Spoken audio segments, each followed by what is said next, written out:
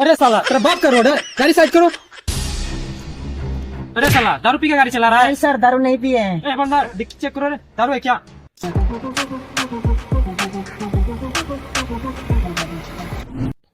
Sir इसमें तो दारू है।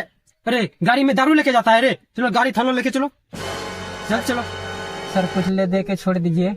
20,000 दो जल्दी, नहीं सर 500 रुपया ले लीजिए है मेरे पास। जल्दी दो। आदरणीय ऑफिसर जी, आप किस आधार पे रिश्वत ले रहे हैं? आप ही की वजह से पूरे पुलिस प्रशासन बदनाम है। हम भी वकीली का पढ़ाई किए हैं, कहाँ कानून में लिखा हुआ है किधर?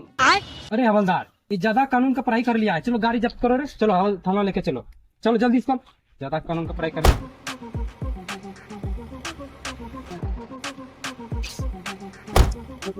बहुत ज्यादा समय बतियाते हो ना। প্লিজ আমাকে ক্ষমা করে দাও, প্লিজ প্লিজ আমাকে ক্ষমা করে দাও, প্লিজ।